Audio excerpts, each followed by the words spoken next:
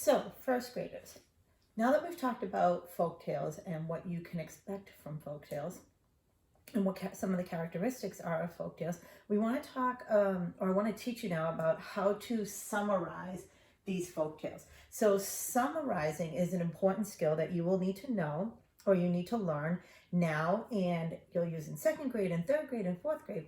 It's one of the standards for first grade, and it's summarizing is being able to tell the main idea and some of the details of the story. So it's basically being able to talk about the characters, the setting, the problem, the solution, and what happened at the beginning, middle, and end. So in folktales, it looks a little different. We're going to talk about the main characters. So you've already learned from when you were doing the unit on the sun, the moon, and the stars, you learned that main characters are the people or the animals that the story is about. You also learned about setting. So setting is where and when the story takes place.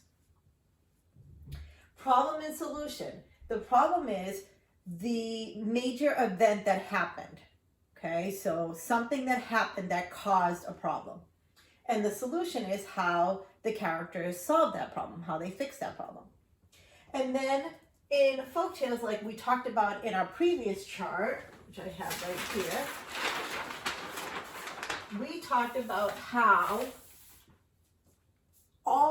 there's always a lesson at the end of a folktale. Okay, so we're going to identify the lesson in these stories, okay, or in these folktales. So you are going to complete a chart that looks like similar to this on the computer, and you're going to drag and drop the different pieces. So I already wrote them out. You just have to put them in the right place for each of the stories that you've read. So we're going to do one of them together. So we're going to do Mrs. Chicken and the Hungry Crocodile. So that's the title of the book. Okay, Mrs. Chicken and the Hungry Crocodile. So I want you to think about who the main characters are. Who are the main characters in this book? So you should have said Mrs. Chicken and the crocodile. Now, Mrs. Chicken did have chicks. She laid eggs and had chicks. Crocodile had baby crocodiles. She had some eggs. But those weren't the main characters in this book. They were only there once. They weren't part of the big part of the story. Now, the setting, where the story took place. Do you remember where the story took place? Where Mrs. Chicken and the Hungry Crocodile took place? Yeah, it was the river. Okay. Now, I want you to think about what the problem was and how Mrs. Chicken solved it.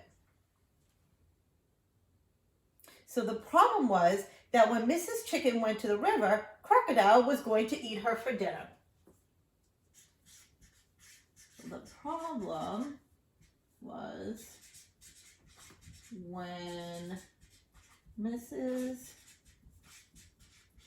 Chicken went down to the river, Crocodile was going to eat her. Okay? Now, what was the solution? How did Mrs. Chicken solve the problem? Do you remember? Yeah, she tricked Crocodile. So remember in our other poster, we talked about how sometimes or oftentimes the characters use cleverness or trickery to solve the problem. They play a trick on the other characters in order to try to solve the problem or to get out of the problem that they are in. So the solution is that Mrs. Chicken tricked Crocodile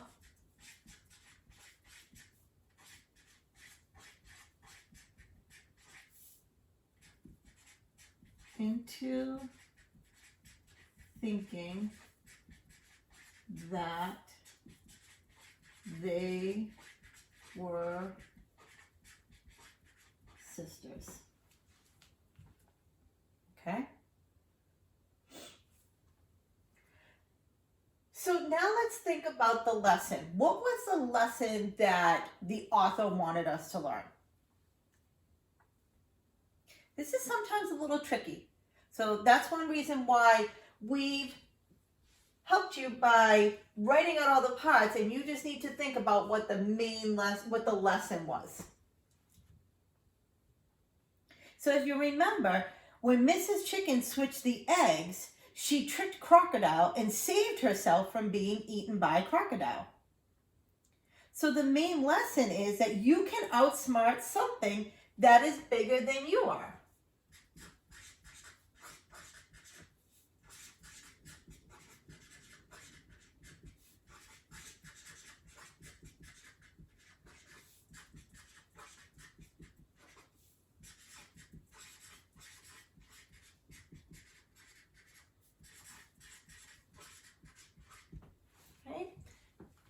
Just because something is bigger than you doesn't mean that they are more powerful than you or they are smarter than you, right?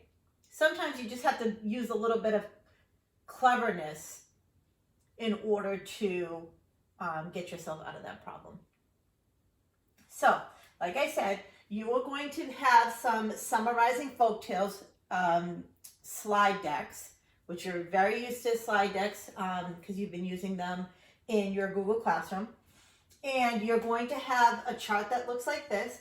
And after you listen to the stories, after you listen to Miss Alt read the stories, and some of them you may need to listen to again because you heard them before we went on our vacation or our staycation. So you're going to listen to them again, and then you're going to drag and drop the pieces where they belong. So you're going to put the title where it belongs. You're going to put the main characters under main characters. Where or when the story takes place, you're going to put under setting.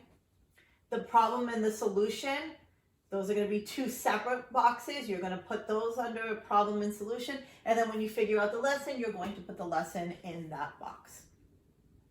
Okay?